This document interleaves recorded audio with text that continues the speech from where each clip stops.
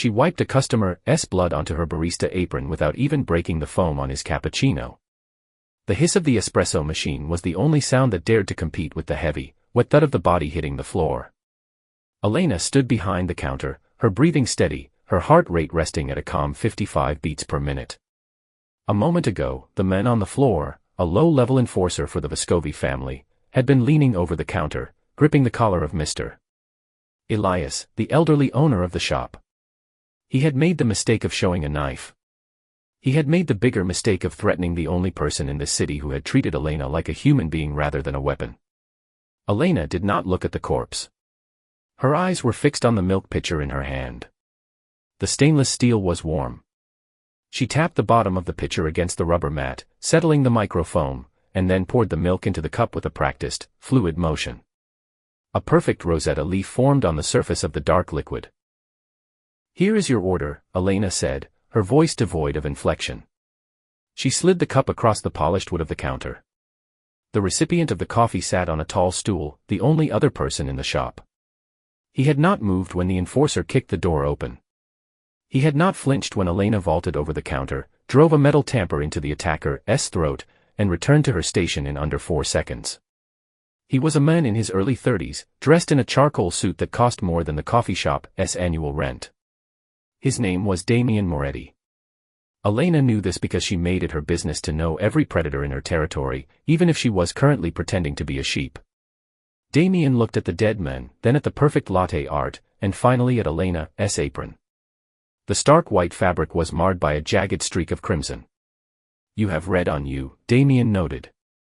His voice was a low rumble, smooth and dangerous, like a luxury car idling in a dark alley. "It's syrup," Elena lied. She picked up a rag and began to wipe down the steam wand. "Raspberry." Mr. Elias was trembling in the corner, clutching his chest. He looked at Elena with wide, terrified eyes.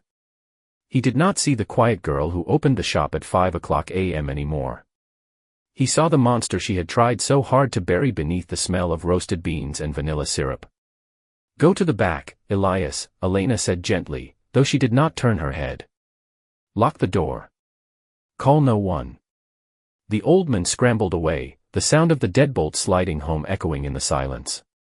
Damian took a sip of his cappuccino. He did not break eye contact. "You possess a very specific skill set for a barista, Elena. Or should I say, Lieutenant Vance?" Elena's hand froze on the steam wand. The world narrowed to a tunnel. The coffee shop, the rain against the window, the smell of pastries, it all vanished. There was only the threat. "I do not know that name," she said.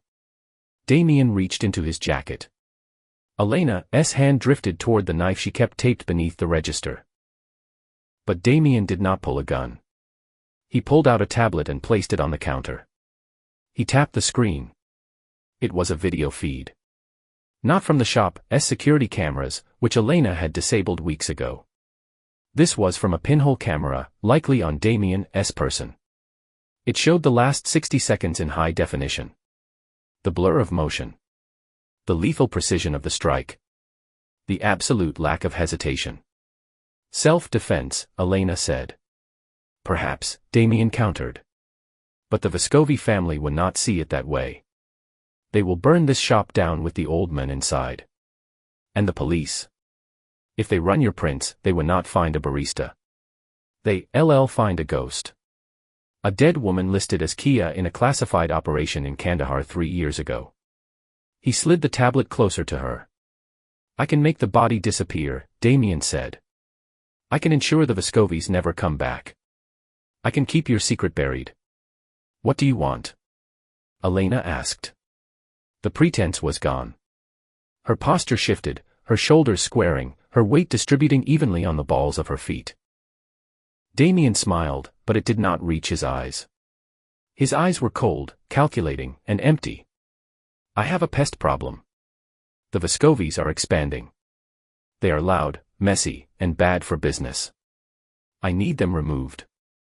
Not by a gang war, but by a surgeon. Someone who can cut out the cancer without killing the host." "I'm not a hitman," Elena said. "I'm retired." "You were never retired," Damian said softly. You were just waiting. Look at your hands, Elena. They are not shaking. You just killed a man, and your pulse has not even spiked. You are not made for making coffee. You are made for this. He finished his drink and placed $100 bill on the counter, right next to a drop of blood. Tonight. Midnight. The docks, warehouse 4. Or I send this video to the Vescovis and the FBI. He stood up and walked out into the rain. Elena watched him go. She looked down at her apron, at the stain that would not wash out. She looked at the dead men on the floor. She had chosen violence to save Elias, but in doing so, she had destroyed the sanctuary she had built. The cage was open, and the animal was out. The smell of the warehouse was a mix of rust, salt water, and impending death. It was a scent Elena knew better than the aroma of Colombian dark roast. She moved through the shadows of the catwalk, a phantom in black tactical gear Damien had provided. It fit too well. It felt like a second skin she had been desperate to shed but was now relieved to wear. Below her, 12 men were loading crates into a truck. They were Vescovi soldiers, undisciplined, loud, smoking cigarettes near explosives. Amateurs. Damien's voice crackled in her earpiece. The shipment cannot leave the floor. No survivors. I work alone, Elena whispered, her voice barely a breath. Stay off the comms. She dropped from the catwalk. She did not use a gun. Guns were loud. She landed behind the first guard, the impact silent. Before he could turn, her knife severed his brain stem. He crumpled without a sound. She moved to the next. It was a dance she had practiced 1,000 times. Slip the guard, break the posture, strike the vital point. 1, 2, 3 down. She felt a sickening familiarity washing over her. The adrenaline was not fear, it was fuel. It was a drug. For 3 years, she had felt numb, a sleepwalker in a world of awake people.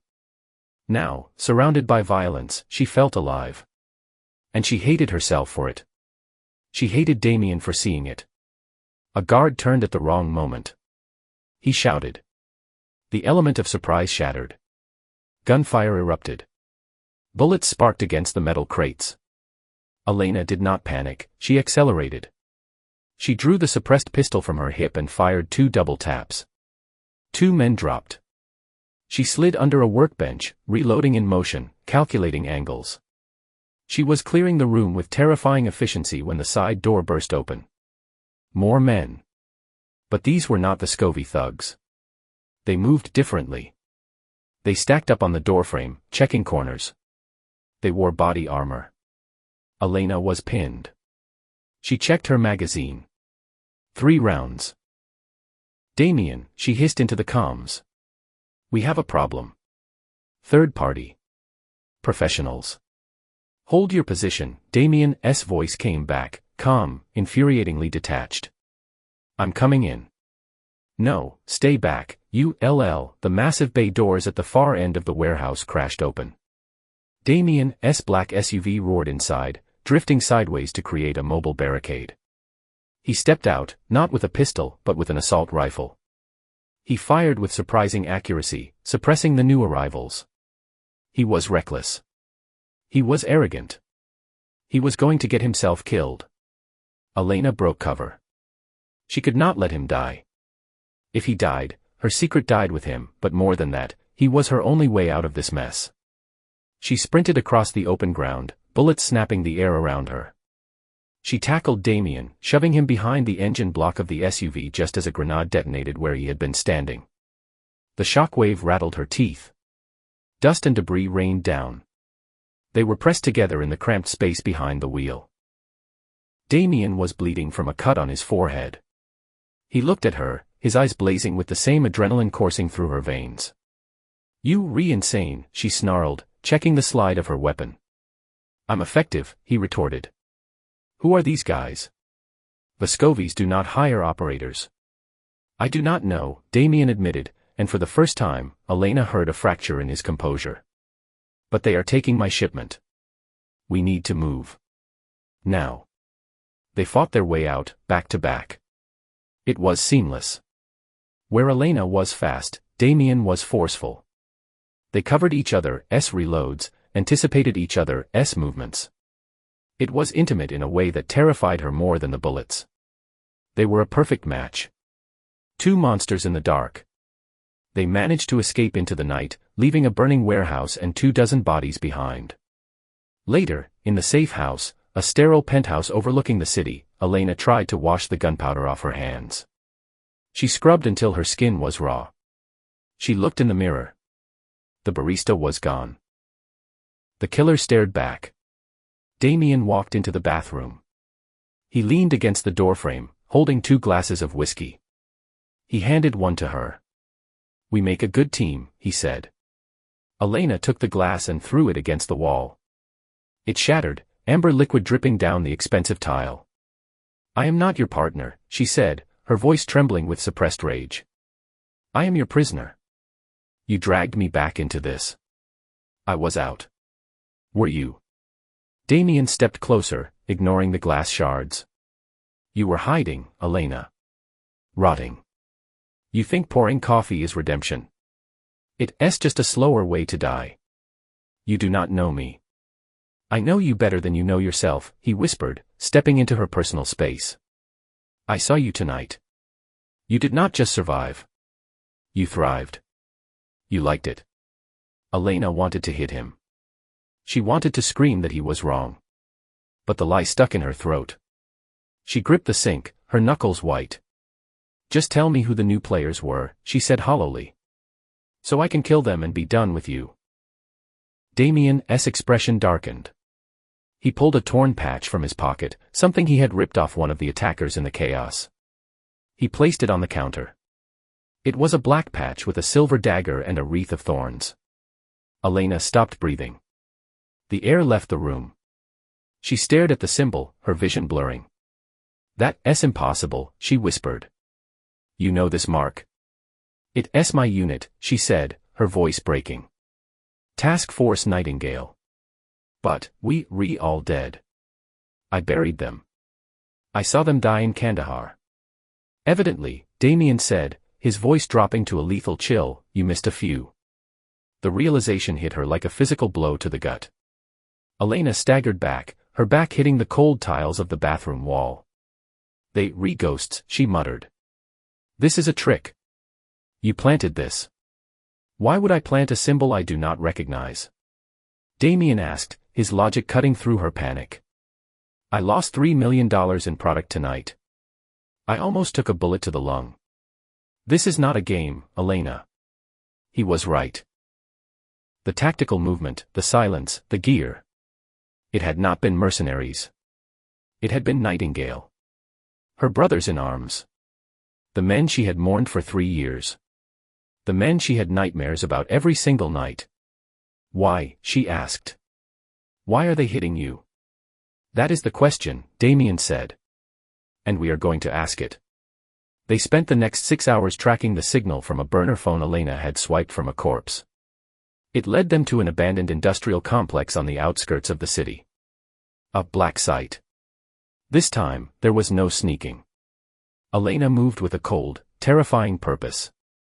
She was not fighting for survival anymore, she was fighting for answers. She breached the perimeter alone, leaving Damien to cover the extraction point. She found the commander in the central office. Major Sterling. The man who had taught her how to hold a rifle. The men she had watched bleed out in the dust of an Afghan village. Or so she thought. He was alive. He looked older, harder, but it was him. He was looking at a map of the city, marking Damien's territories. Elena stepped out of the shadows, her pistol aimed at the base of his skull. "Sterling." The major did not jump. He slowly turned around, a look of mild surprise on his face. "Vance. We heard rumors you survived the ambush. I hope they were not true." "You died," Elena said, her finger tightening on the trigger. "I saw the report. I saw the bodies. Body doubles. Burned beyond recognition." "Standard protocol for deep cover," Sterling said dismissively. "We did not die, Elena. We were repurposed. Privatized. By who? By the men who signs the checks. General Thorne. The name sent a spike of ice through Elena's veins. General Thorne was the commanding officer who had ordered the mission in Kandahar. The mission that was a suicide run. Why hit the Moretti family? Elena asked. You soldiers, not mobsters.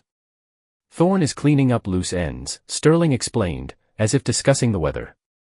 Moretti's organization, they have evidence. Old files. Shipment manifests from the war. Thorne was selling U.S. weapons to warlords. Moretti's brother, the one who died 5 years ago. He was the broker who tried to grow a conscience. Thorne had him killed. Now Thorne wants the files destroyed and the Moretti bloodline ended. Sterling took a step forward. Come home, Elena. We have a spot for you. You, a killer. You belong with us. Not protecting some greasy criminal.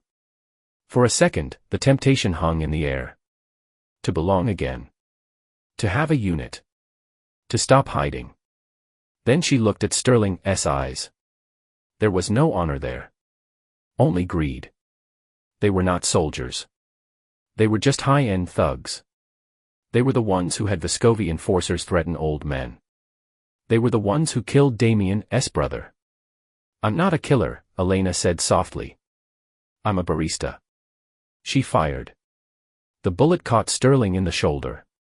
He roared and dove for cover. The room erupted in gunfire as the rest of the squad poured in. Elena was outgunned. She was trapped in the office, suppressed fire tearing through the drywall. She was going to die here. This was the end. Then, the radio on Sterling's desk crackled. It was not a tactical command. It was Damien's voice, broadcast on the open frequency. Thorne is at the gala tonight, Damien said. The senator's estate. He thinks you dead, Elena. He thinks I am dead. He thinks he won. The wall behind Elena exploded inward. Damien had not stayed at the extraction point. He had driven a forklift through the exterior wall. Get on, he shouted, his face streaked with grime and blood. Elena jumped onto the machine. Damien reversed, spinning them out of the line of fire. They crashed through the perimeter fence, escaping into the tree line. They sat in the car, miles away, breathing heavy. You knew, Elena said. She looked at Damien. You knew Thorne was behind this. I suspected, Damien admitted. I did not know about your unit. I did not know they were the weapon. He killed your brother. Yes. And he tried to kill you. He made us both ghosts, Elena. Elena looked down at her hands. They were covered in blood again. But this time, she did not feel the urge to wash it off. She looked at Damien. He was not her blackmailer anymore. He was not her enemy. He was the only person on earth who understood the hate burning a hole in her chest. The gala, Elena said. It's a fortress. Yes, Damien said. It is. We see a not tactical our way in. Too many civilians. No, Damien agreed. He looked at her, a dark, dangerous hunger in his eyes. We do not go as soldiers. We go as guests. And then, we burn it down. The Silkstone estate was a palace of light and glass, perched on a cliff overlooking the ocean. Inside, the elite of the political and criminal underworld mingled, drinking champagne that cost more than a human life. General Thorne stood in the center of the ballroom, wearing a tuxedo, laughing with a senator. He looked untouchable. He looked like a hero. Elena descended the grand staircase. She was not wearing an apron. She was not wearing tactical gear. She wore a floor-length gown of emerald silk, slit high up the thigh. It hugged her body like a second skin, concealing the ceramic knife strapped to her leg and the compact pistol in her clutch. Damien walked beside her. He wore a tuxedo, his arm linked with hers. He looked every bit the crime lord, but his eyes were scanning the room, marking targets, calculating exits. Breathe, Damien whispered against her ear. You look stunning. I feel naked without Kevlar, she murmured back, a small, genuine smile touching her lips. Use it. Let them underestimate you. They see a beauty queen on the arm of a gangster. Show them the wolf. They moved through the crowd. The tension was electric. Elena could feel the eyes of Thorne's security detail on them. They were Nightingale operators in suits. They recognized her. She saw the subtle movements of hands toward jackets. It was time.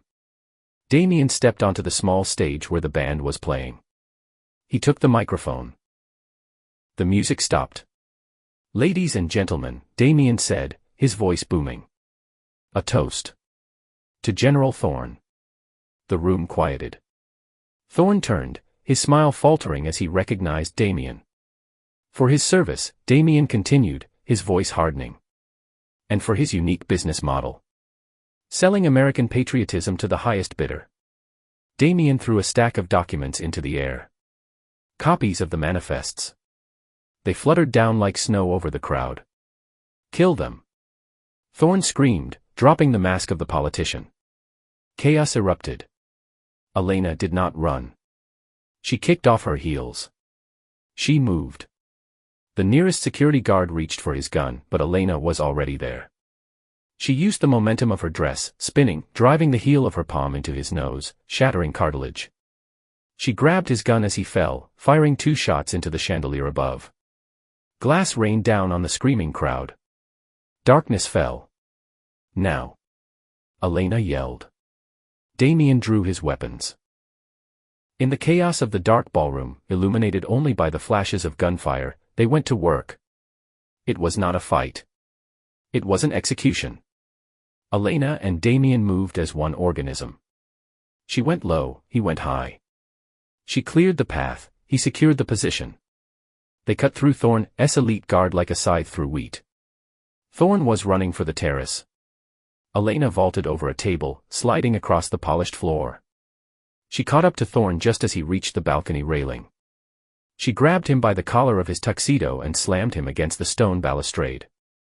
Thorne wheezed, blood bubbling on his lips. He looked at her, terrified. "Vance," he choked out. "I can pay you. I can give you your life back." "My life." Elena laughed. It was a dark, broken sound. "You took my life in Kandahar. You took my peace in Brooklyn." Damien stepped out of the shadows. He stood beside Elena, his gun lowered, watching her. He was not there to save her. He was there to witness her. "What are you?" Thorne whispered, looking between the two of them. "We are the consequences of your actions," Damien said. Elena looked at Damien. There was blood on his shirt. There was blood on her dress. They were ruined, beautiful things. "Do it," Damien said softly. "Finish it." Elena looked at the ocean below. Then she looked at Thorne. She did not shoot him. That was too quick. She holstered her gun. She grabbed Thorne by the legs and effortlessly, with the strength that had once hauled wounded men out of burning Humvees, she tipped him over the edge. His scream was swallowed by the crashing waves below. Silence returned to the terrace. Inside, the sirens were wailing. The police were coming. The FBI. The world. Elena turned to Damien. The adrenaline was fading, leaving a crystal-clear clarity in its wake. "We have to go," she said. "The car is waiting," Damien replied. He reached out and took her hand. His grip was firm, warm, and possessive. "But there is no going back to the coffee shop, Elena. Elias is safe. I sent him to Florida with a pension. The shop is gone." "I know," Elena said. She reached into the small clutch bag she still held. She pulled out a folded piece of white fabric. Her barista apron. The one stained with the blood of the first man she had killed for this new life. She looked at it. It represented safety. Anonymity. A lie. She looked at Damien. He represented danger.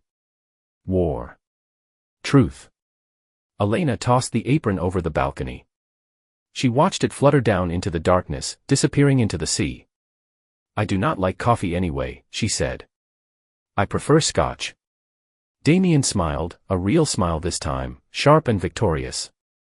He pulled her close, kissing her with the taste of violence and promise on his lips. "Good," he said. "Because we have an empire to run." They walked past the shattered glass and the ruin of their enemies, hand in hand, stepping out of the shadows and onto the throne they had carved from bone and blood.